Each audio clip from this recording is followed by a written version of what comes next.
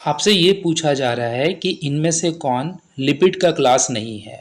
क्या fatty acid lipid का class नहीं है, या फिर ट्राइग्लिसराइड लिपिड का क्लास नहीं है, या फिर एमिनो एसिड लिपिड का क्लास नहीं है, या फिर एस्टोराइड लिपिड का क्लास नहीं है।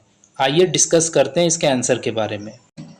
जैसा कि आप अपने स्क्रीन पर देख रहे हैं कि इनमें जो एमिनो एसिड है वो बिल्डिंग ब्लॉक होता है प्रोटीन का, लिपिड का नहीं। यानी कि एमिनो एसिड जो है इन चारों में से एक ऐसा बायोमोलिक्यूल्स है जो कि प्रोटीन बनाने के लिए उत्तरदायी होता है। लिपिड में फैटी एसिड मौजूद होते हैं, ट्राइग्लिसराइड मौजूद होता है, फॉस्फोलिपिड होती है और स्टेरॉइड होते हैं। तो इस प्रकार से यहाँ पर एमिनो एसिड सही आंसर हो रहा है। आपसे नेक्स्ट क्वेश्चन ये पूछा जा रहा है कि लिपिड जो है वाटर में इनसॉल्युबल होते हैं, यानी वाटर में डालने पे ये घुलते नहीं है। ऐसा किस कारण से होता है? आइए जानते हैं इसके आंसर के बारे में। जैसा कि आप अपने स्क्रीन पर देख रहे हैं कि यहाँ पर एक शब्द लिखा हुआ है हाइड्रोफोबिक, और वो ऑप्शन बी में मौजूद है, जिसका मतलब होता है पानी से डरना। यानी जब आप कोई तेल का पदार्थ, घी का पदार्थ पानी में डालते हैं तो वो घुलता नहीं है, लेकिन अगर आप एरोसेल में डालेंगे या फिर केरोसिन तेल में डालेंगे तो वो घुल जाता है। तो यानी कि जो लिपिड होते हैं वो हाइड्रोफोबिक नेचर के होते हैं, यानी पानी से डरते हैं, पानी में घुलते नहीं हैं। और ये ऐसा इसीलिए होता है क्योंकि इनमें एक लॉन्ग चेन होता है जो कि नॉन पोलर हाइड्रोकार्बन चेन का होता है। सो इसी कारण से ये हाइड्रोफोबिक नेचर का होता है, यानी पानी में घुलनशील नहीं होता है। So here option B is the right answer. आपका नेक्स्ट क्वेश्चन ये है कि नीचे कुछ बायोलॉजिकल फंक्शन दिए हुए हैं और आपसे पूछा जा रहा है कि लिपिड इनमें से कौन सा बायोलॉजिकल फंक्शन करने के लिए जिम्मेदार होता है। क्या ये बायोकेमिकल रिएक्शन कराने के लिए कैटलिस्ट के रूप में अपनी महत्वपूर्ण भूमिका निभाता है, या फिर एनर्जी सोर्स स्टोरेज के रूप में ये काम करवाता है, या फिर ऑक्सीजन का ट्रांसपोर्ट करवाता है, या जेनेटिक इंफॉर्मेशन ट्रांसफ़र करवाता है। आइए डिस्कस करते हैं इसके आंसर के बारे में। जैसा कि आप अपने स्क्रीन पर देख रहे हैं कि लिपिड का जो मेन बायोलॉजिकल फंक्शन है बॉडी में वो है एनर्जी को स्टोर करना। आइए थोड़ा एक्सप्लेन कर लेते हैं इसमें। Lipid serve as a long term energy storage. Lipid जो है एक लंबा चेन होता है हाइड्रोकार्बन का जिसमें एनर्जी स्टोर रहती है मॉलिक्यूल्स के रूप में। They also play a role in cell membrane structure. ये सेल मेम्ब्रेन के स्ट्रक्चर बनाने में भी अपना रोल प्ले करते हैं, और ये किसी तरह का ऑक्सीजन का ट्रांसपोर्ट नहीं करते और ना ही जेनेटिक इन्फॉर्मेशन को शेयर करते हैं। तो इस प्रकार से यहाँ पर ऑप्शन बी सही हो रहा है। So here option B is the right answer. आपसे नेक्स्ट क्वेश्चन ये पूछा जा रहा है कि प्राइमरी कंपोनेंट सेल मेम्ब्रेन का कौन से लिपिड से बना होता है, यही क्वेश्चन है। आइए डिस्कस करते हैं इसके आंसर के बारे में। जैसा कि आप अपने स्क्रीन पर देख रहे हैं कि फॉस्फोलिपिड एक ऐसा लिपिड है जिससे हमारे सेल मेम्ब्रेन बनते हैं, और ये एम्फीपैथिक नेचर का होता है। अब आप सोच रहे होंगे कि एम्फीपैथिक क्या होता है। तो एम्फीपैथिक का मतलब होता है कि ऐसा लिपिड का मॉलिक्यूल्स जो उसका एक एंड तो हाइड्रोफोबिक होता है और एक एंड हाइड्रोफिलिक होता है, यानी एक एंड से वाटर जो है उसको चाहिए और एक एंड जो चाहता है वाटर नहीं चाहिए, यानी जो दोनों तरह के नेचर शो करता है, हाइड्रोफोबिक भी और हाइड्रोफिलिक भी। इसी तरह के मॉलिक्यूल्स को एम्फीपैथिक मॉलिक्यूल्स कहते हैं, और ये हमारे सेल मेम्ब्रेन के बाइलेयर को बनाता है, और इसके साथ साथ ये हमें इंटीग्रिटी और रेगुलेट करता है सेल परमेबिलिटी में। यानी कि सेल को लगता है कि कुछ वाटर मॉलिक्यूल्स बाहर चले जाने चाहिए तो बाहर चला जाता है।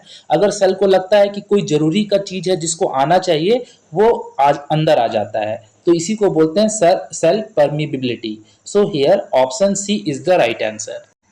आपका नेक्स्ट क्वेश्चन ये है कि नीचे कुछ टेस्ट के नाम दिए गए हैं और आपसे पूछा जा रहा है कि इनमें से कौन सा टेस्ट लिपिड के क्वालिटेटिव डिटेक्शन के लिए होता है। यानी कि लिपिड को अगर किसी आपको कोई सब्सटेंस दिया गया और उसमें पता करना है कि लिपिड है या नहीं, तो आप कौन से टेस्ट से ऐसा करेंगे। आइए डिस्कस करते हैं इसके आंसर के बारे में। लिपिड को पता करने के लिए सूडान 3 स्टेनिंग टेस्ट किया जाता है। स्टेनिंग का मतलब एक रंग प्रकार का टेस्ट होता है, और जब आप किसी सैंपल में इसे डालेंगे और उसका कलर अगर रेड हो गया तो समझ जाइए कि वो जो सब्सटेंस है उसमें जो है लिपिड मौजूद है। और ऐसा इसलिए होता है क्योंकि ये जो केमिकल है इसमें हाइड्रोफोबिक प्रॉपर्टीज होती है। So here option B is the right answer.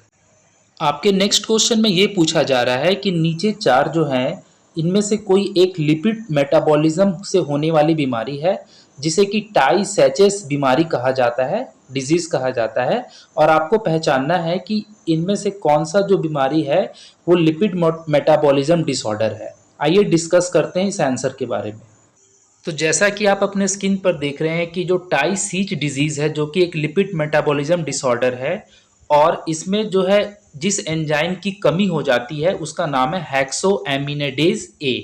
ये एंजाइम अगर किसी व्यक्ति के अंदर में उसकी कमी हो गई तो उसे न्यूरोलॉजिकल प्रॉब्लम्स हो जाते हैं, यानी कि उसका जो है उसके तंत्रिका तंत्र ठीक से काम नहीं करते हैं और उसे मतलब अपने आसपास की चीज़ें जो न्यूरॉन के सिग्नल से उसके ब्रेन तक जाती है उसका कोऑर्डिनेशन कम हो जाता है। So here option B is the right answer.